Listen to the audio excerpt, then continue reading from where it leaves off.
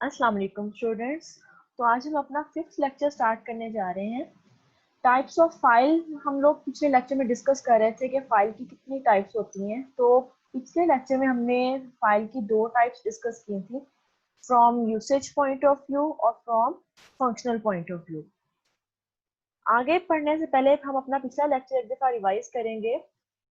हमने पढ़ा था कि from usage point of view file की तीन टाइप्स होती हैं, मास्टर फाइल, ट्रांजैक्शन फाइल और बैकअप फाइल। फिर हमने पढ़ा था कि मास्टर फाइल कौन सी होती है। The master files are use to store the information that remains constant for a long period of time. यानी मास्टर फाइल्स ऐसी फाइल्स होती हैं जिनके अंदर जो इंफॉर्मेशन होती है वो लॉन्ग पीरियड ऑफ टाइम हमारे पास सेव रहती है। यानी ये हमारे पास परमानेंट फाइल्स होती हैं जो डिलीट नहीं होती हैं। और कब तक रहती हैं हमारे पास? जब तक हमें उनकी नीड होती है। कल जैसे हमने एग्जाम्पल में देखा था कि कॉलेज आपका रिकॉर्ड रखता है, एक मास्टर फाइल बनाता है कॉलेज आपके रिकॉर्ड की। तो वो मास्टर फाइल कब तक रहती है? जब तक आप उस कॉलेज में स्टडी कर रहे हैं। उसके बाद हम आए थे कि ट्रांजैक्शन फाइल क्या होती है। तो temporary file, a type of file that is used to store inputs data before processing is called transaction file. It may exist until the master file is updated. यानी ट्रांजैक्शन फाइल आपकी एक temporary file होती है जिसपे आप काम कर लेते हैं, लेकिन जब आप अपनी वही काम मास्टर फाइल में शिफ्ट कर देते हैं तो वो आप टेम्परेरी फाइल आप खत्म डिलीट कर सकते हैं। ठीक है। उसके बाद हमने पढ़ा था कि बैकअप फाइल क्या होती है। A type of file that is used to take the backup of important data is called backup file. It is used to store the additional copy of the data. तो backup पहले हमने पढ़ा था, backup क्या होता है। तो आपका जो सेव्ड डाटा होता है उसकी एक और कॉपी आप किसी और जगह स्टोर करवा लें तो वो बैकअप कहलाएगा। हम बैकअप क्यों करते हैं? ताकि अगर आपका ओरिजिनल डाटा लॉस्ट हो जाता है, डैमेज हो जाता है, कुछ भी हो सकता है उसके साथ, तो आप क्या कर सकते हैं, आप अपना बैकअप अपना यूज कर सकते हैं। ठीक है। उसके बाद हमने पढ़ा था कि from functional point of view file की कितनी टाइप्स हैं। तो दो तरह की थी, प्रोग्राम फाइल और डाटा फाइल। इसमें से जो प्रोग्राम फाइल है हमारे पास वो कौन सी फाइल थी? अ type of file that contains the software instructions is called the program file. यानी वो वाली फाइल जिसके अंदर सॉफ्टवेयर की अपनी इंस्ट्रक्शंस होती हैं कि उसने काम कैसे करना है, वो हमारी कौन सी होगी? Program file. Basically program file dot C dot exe, ये एक्सटेंशन की dot E exe dot C या जिस भी टूल में आप बनाते हैं, आप एज अ डेवलपर बनाते हैं, तो वो उसकी एक्सटेंशन कहलाएगी उस टूल पे। यहाँ पे हमने फिर ये भी पढ़ा था कि फाइल की दो टाइप्स होती हैं, सॉरी यहाँ पे दो पार्ट्स होते हैं इसको जब सेव करते हैं। फर्स्ट जो होता है पार्ट, उसमें आप अपना फाइल का नाम रख सकते हैं। डॉट के बाद जो सेकंड पार्ट होता है वो उसकी एक्सटेंशन होती है।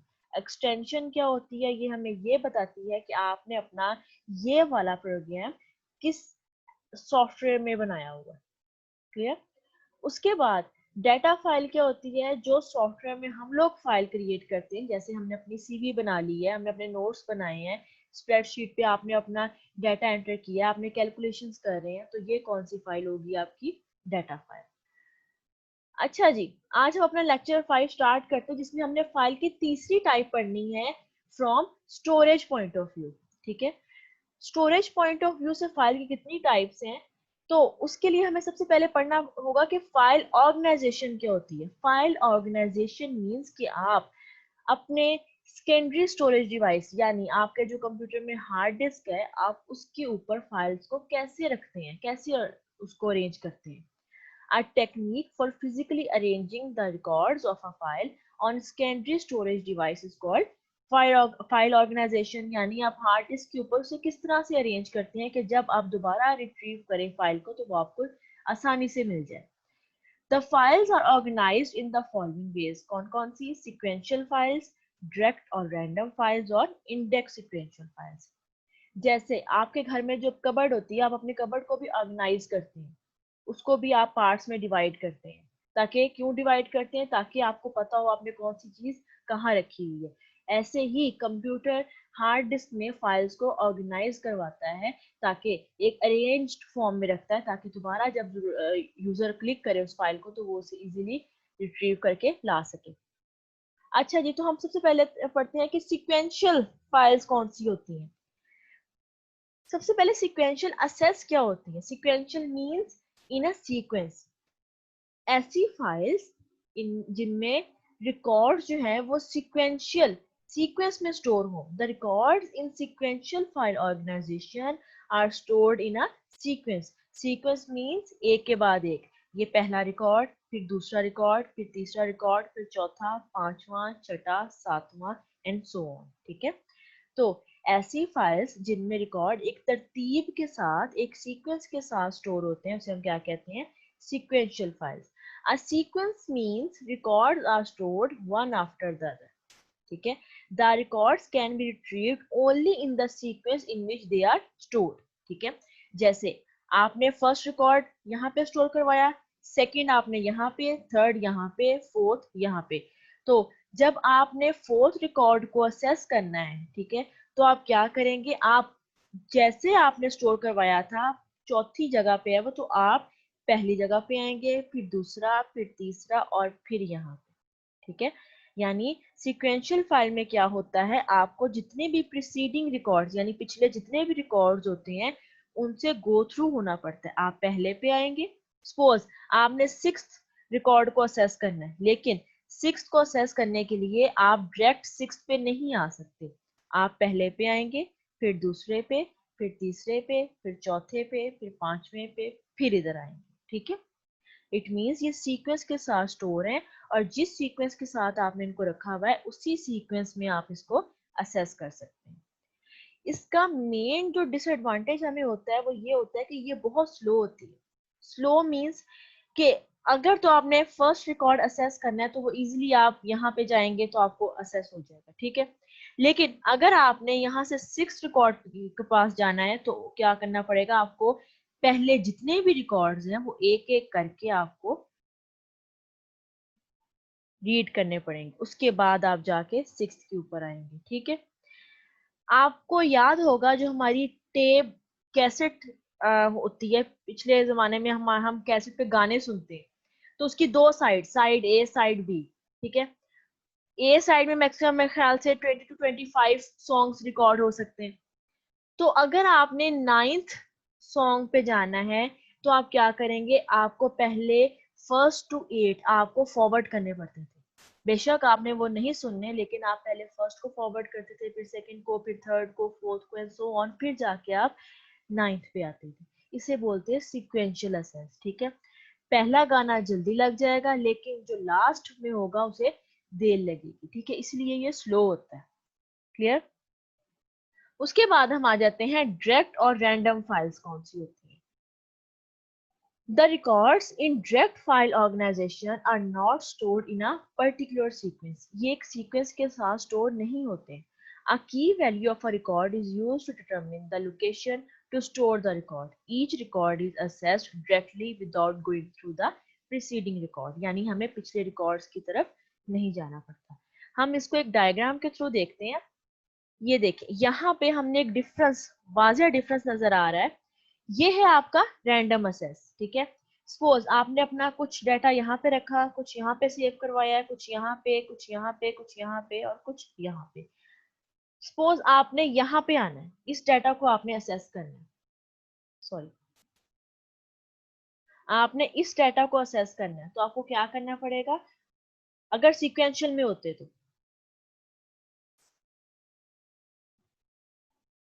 अगर हम सीक्वेंशियल में होते और हमें यहाँ आना पड़ता तो हमें क्या करते, पहले इस पे आते, फिर इस पे आते, फिर इस पे आते और फिर इस पे, सीक्वेंस के साथ, लाइन बाय लाइन। ठीक है, लेकिन डायरेक्ट और रैंडम में ऐसे नहीं होता। आपने जिस रिकॉर्ड में जाना है आप डायरेक्ट उस रिकॉर्ड पे जंप करते हैं। ठीक है, हर इस हर एक डिब्बे का, हर एक रिकॉर्ड का प्रॉपर एड्रेस होता है, यानी 24, 25, 38, 39, 40, 41। तो आपने डायरेक्ट 38 पे जाना है तो आप पहले ये नहीं कहेंगे कि 28, 29 पे जाना है, नहीं, आप डायरेक्ट 38 पे जाएंगे। ठीक है। जैसे कोई आपको घर का अपना एड्रेस बताता है तो आप डायरेक्ट उस एड्रेस पे जाते हैं। आप ऐसा नहीं करते कि उस टाउन में जाके आप एक एक घर को लाइन बाय लाइन आप एक एक घर को जाके देखें, नहीं, आपको जो पर्टिकुलर एड्रेस दिया जाता है आप डायरेक्ट उधर जाते हैं। That is called random assess. ठीक है, आपको एक की वैल्यू दी, आपको उस घर का एड्रेस दिया, आप डायरेक्ट उस एड्रेस पे पहुंच गए। ठीक है, लेकिन सीक्वेंशियल में क्या होता है, सीक्वेंशियल में आपको एक एक करके आना पड़ता है।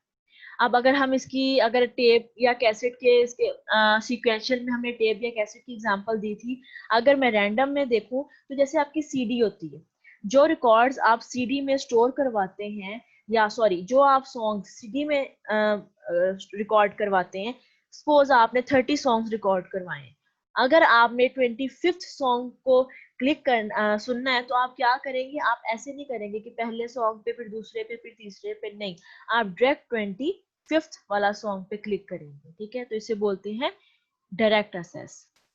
कंप्यूटर में नॉर्मली जो होता है डायरेक्ट असेस यूज होती है। क्यों डायरेक्ट असेस यूज होती है? क्योंकि ये फास्ट होती है, आपको वेट नहीं करना पड़ता।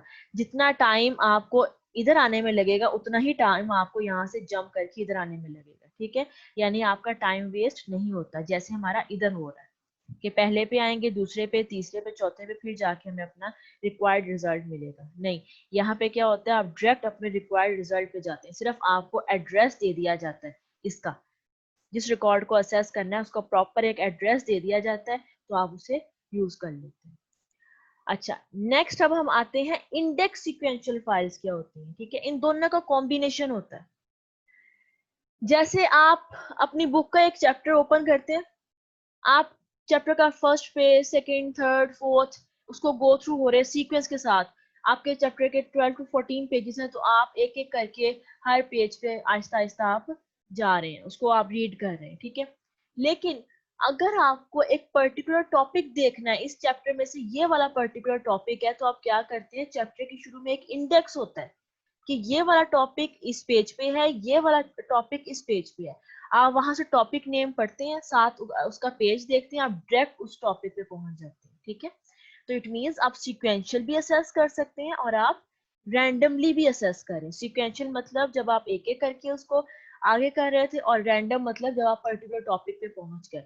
लेकिन पर्टिकुलर टॉपिक पे पहुंचने के लिए आपको वो इंडेक्स की जरूरत होती है, यानी आपको पता होना चाहिए कि ये वाला टॉपिक आगे उसका पेज नंबर कहाँ पे है, तब आप डायरेक्टली उस पर पहुंच सकते हैं। यहाँ पे ये एग्जांपल देखें, ये देखें, सपोज आपने बुक के पेज नंबर 1 2 3 4 5 6 7 8 इस तरह ये आपकी बुक के पेजेस हैं अप टू 10। ठीक है, लेकिन अगर आपने बिंगम इस टॉपिक पे जाना है तो ये कहाँ पे है, 5 पे, तो आप डायरेक्ट यहाँ से 5 पे मूव करेंगे। ठीक है, आपने कैलेंडर पे जाना है तो ये कहाँ पे है, 10 पे, ठीक है, आप डायरेक्ट 10 पे मूव करेंगे। ठीक है, तो ये आपकी क्या है, ये आपकी इंडेक्स सीक्वेंशियल फाइल ऑर्गेनाइजेशन।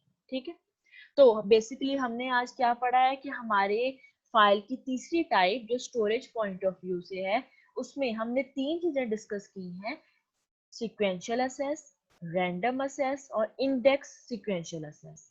ठीक है, सीक्वेंशियल असेस हमारे पास